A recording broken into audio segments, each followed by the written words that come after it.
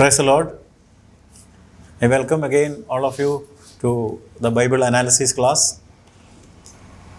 During this class, we are going to analyze the book of Esther.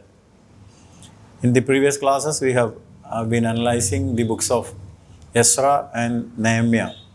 And we have stated that Ezra, Nehemiah and Esther is a unit. Those books go together. And coming to the book of Esther, it is the last book of history in Old Testament. From Joshua to Esther, 12 books are known as history books, history of the chosen people of God. But when you think about the history of captivity continues, but Old Testament history is over with the book of Esther. Now again about the book of Esther, another thing that we have to bear in mind is this. We have stated earlier that there are two books in the Bible bearing the name of women. One is Ruth and the other one is Esther. So Esther is the second book with the name of a woman. Another specialty of the book of Esther is that this book bears the name of our country, India. The very first verse, chapter 1 and 1, reads like this. So Xerxes ruled over 127 provinces stretching from India to Ethiopia. Or in some other Bibles, you can see Cush. Cush is Ethiopia. So India, the name India is seen two times, at least in the book of Esther. It's special to the people of India, for us. So I'm mentioning that. Now, the books of Ezra, Nehemiah deal with the remnant that returned to Jerusalem, whereas Esther deals with those who continue to stay in the land of captivity. I hope you remember that. We have studied the two previous books, Ezra and Nehemiah, which deal with the return of the remnant to Jerusalem. But then we have stated that there was a large number of people who wanted to continue in the land of captivity without returning. Now, Esther deals with those people who continue to stay in the land of captivity. And the whole history or the whole story that is narrated in the book of Esther took place in Susa or Shushan. Chapter 1 and 2 gives the name. That was the palace. In Nehemiah's book also we see the same name in chapter 1 and 1 of Nehemiah. Nehemiah says, I was in Shushan, the palace. So Shushan or Susa was the ancient capital of the Persian Empire. And again I am stating regarding the people of Israel who went into captivity, the number of people who stayed back was much greater than the number of people that returned to Jerusalem. So bearing these facts in mind, let us go to the details of the book of Esther. Now the central message of the book, as you analyze the book, the key message, the central message of the book is the providence of God. Providence. The English word providence can be split into two, pro and video. Pro-video. Pro means before and video means I see. So what do you mean by the providence of God? God sees everything beforehand. Everything from the beginning, God knows what will happen next and till the end. God saw beforehand what the people will do in captivity. The people who stayed back and people who were not interested in returning to their homeland were actually working with the will of God. God wanted them to come back, but they were moving against the will of God. But God did not leave them out because they were the chosen people of God, whether they were in the homeland or in captivity. So even though they worked against the will of God, God cared for them. That is God's faithfulness, God cared for them, God provided for them, and God directed and led the people who did not follow Him.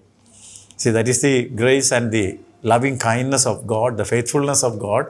Even when we do not care for God's will, and even when we neglect the directions of God, God still provides for us. And that is God's providence. Now regarding the author of the book, the author of the book is not known. Probably an anonymous author, an unknown author wrote the book.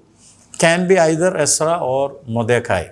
There are different hypotheses fixed by people, but exactly there is no evidence about who actually wrote the book.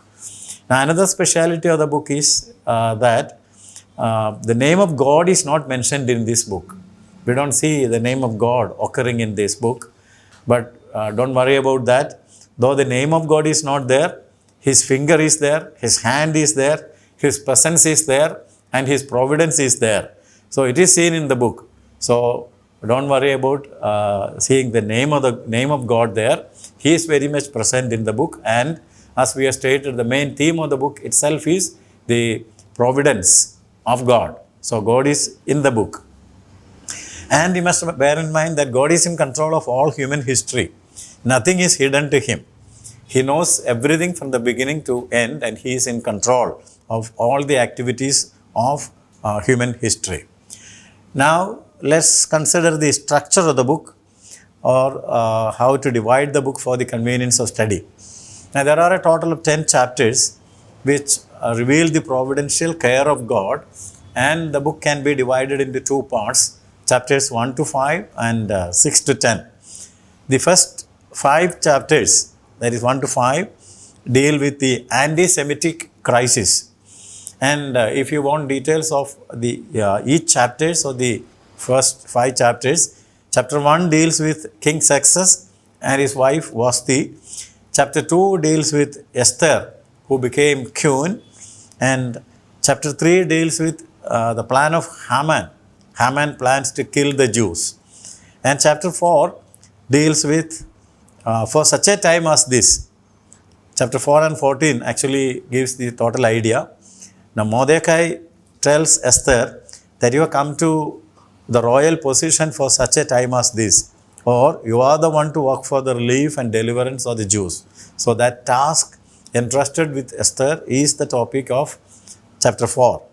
And chapter 5 reveals the nobility of Esther. So, the anti-Semitic crisis dealt with in the first 5 chapters can be again split into these small units.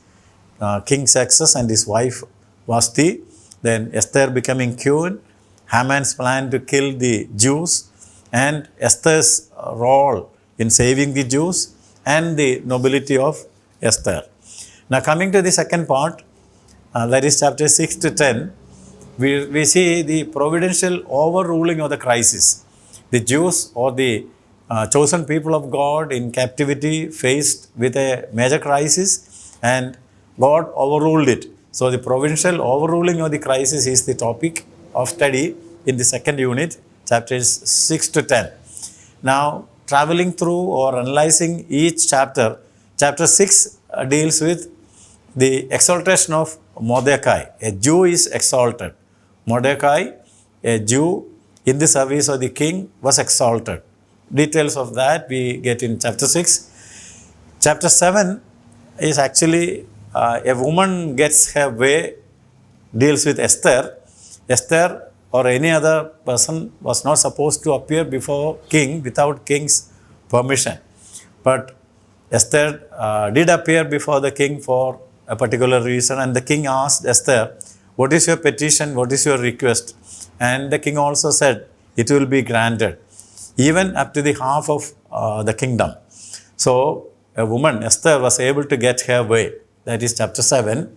Then chapter 8 tells us the Jews are avenged, or Jews got an opportunity to avenge their enemies or take vengeance on their enemies instead of they being destroyed by the plan of Haman. And chapter 9 tells us about a new festival that was instituted among the Jews, the feast of Purim. The feast of Purim was instituted. And chapter 10 gives us the details about Mordecai, who became premier or prime minister.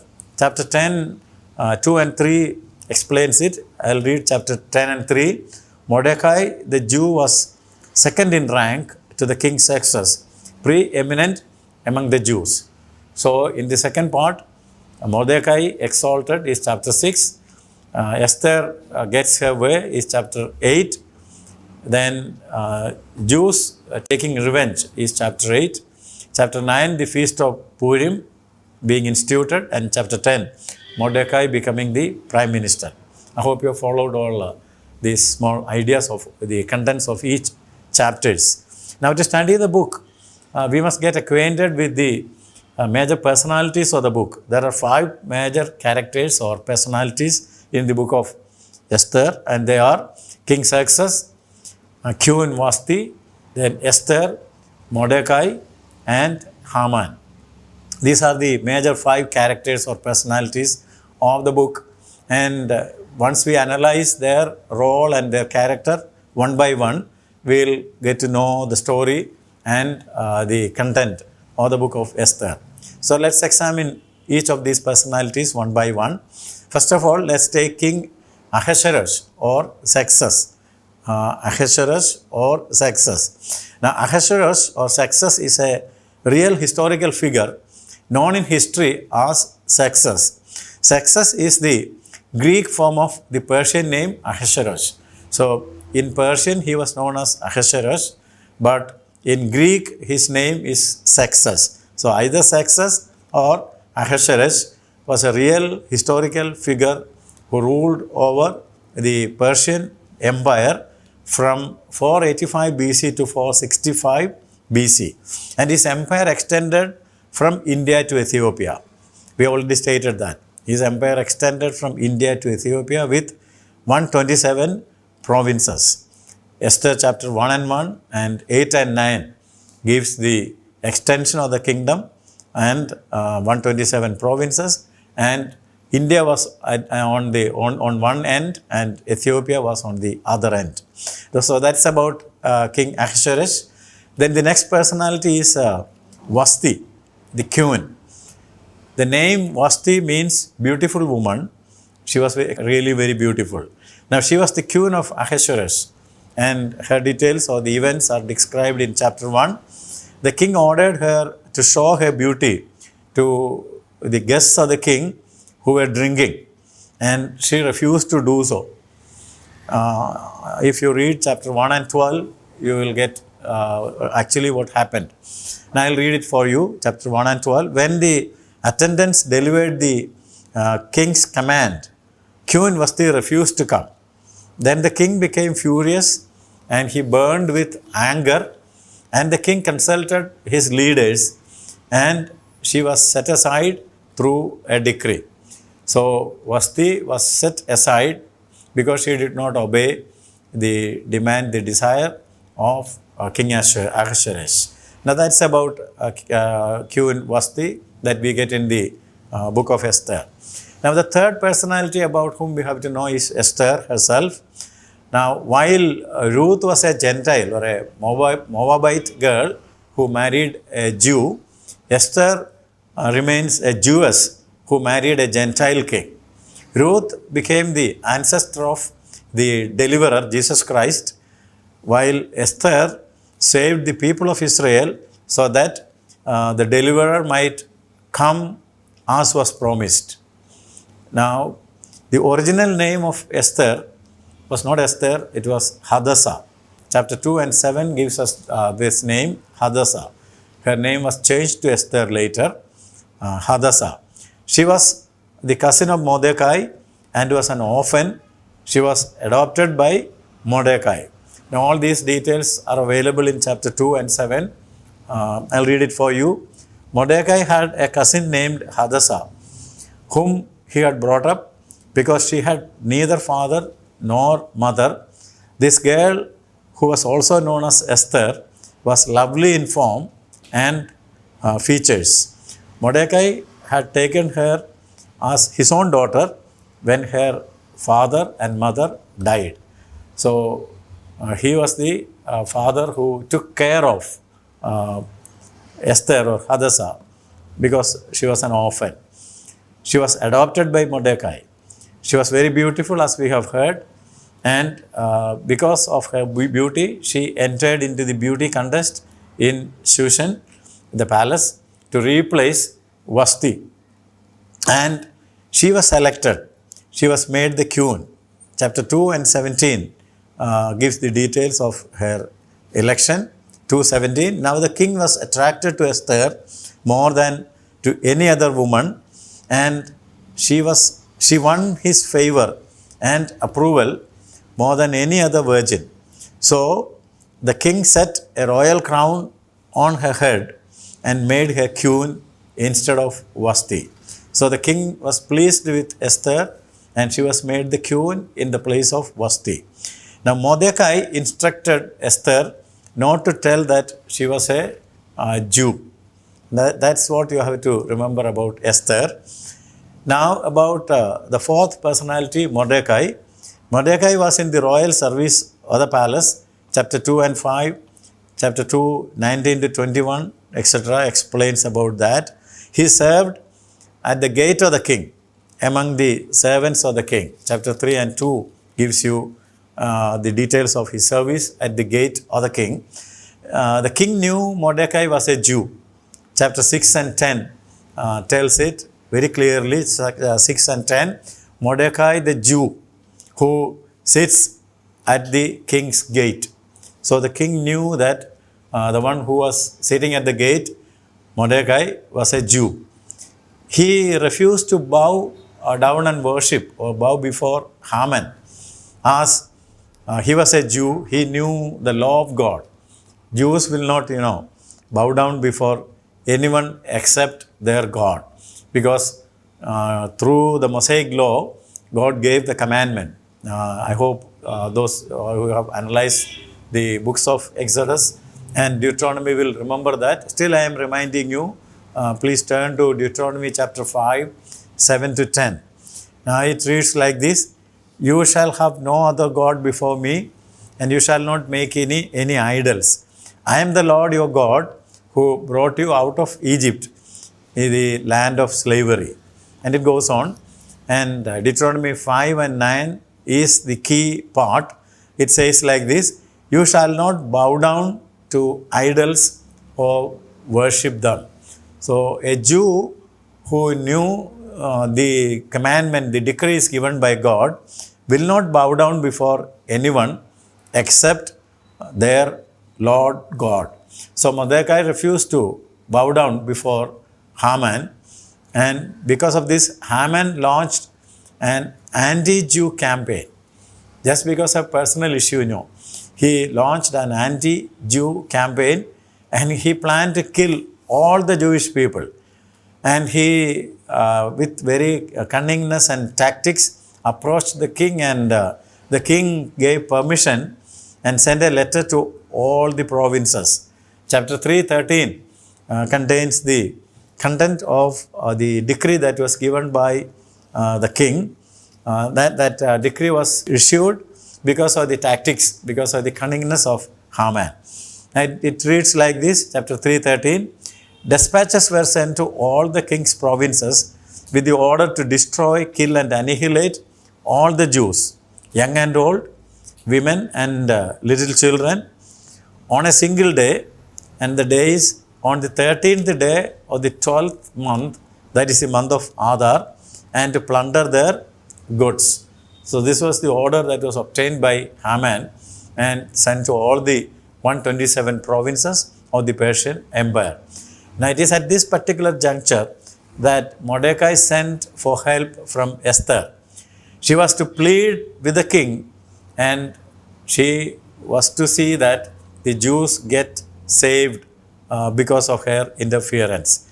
Now it was a great risk, and Esther took that great risk.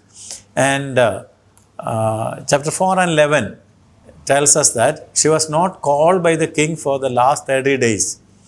The importance of that statement is this: no one could appear before the king, as I have told you earlier, without being called or without being permitted by the king. The king's prior permission or the invitation of the king was necessary for any person to appear before the king. Now, Esther was not called to appear before the king for the last 30 days. Still, she is taking a risk. Now, Mordecai sent another message of great importance to Esther, which is also relevant for you and me. So we must listen to that message that was sent by Mordecai to Esther, very relevant for not only Esther, but for everyone. Now let me read it for you. Chapter 4 and 14 from the NIV Bible. If you remain silent at this time, relief and deliverance for the Jews will arise from another place, but you and your father's family will perish. And who knows but that you have come to royal position for such a time as this. For such a time as this. Now Esther responded positively to appeal before the king at the risk of her life, and her decision is seen in chapter 4 and 16. Chapter 4, 16 gives the decision taken by Esther. Now she communicated back to Mordecai, let us fast and pray before I take the risk. I will go to the king even though it is against the law, and if I perish, I perish. If I perish, I perish. Now because of Mordecai's cry for help, Esther gained freedom for the Jews from the king. Mordecai became the premier or prime minister, and he was exalted to the highest honor. Now Mordecai teaches us how God deals with nations, how God deals with people to preserve his people. And there is much typical meaning in Esther. Now we will examine the typical meanings that we have to learn from the book of Esther. And we have only examined 4 personalities. Now we have to examine Haman and the other details from the book of Esther, which we will do in the coming class. Thank you for your patient listening. May God bless you.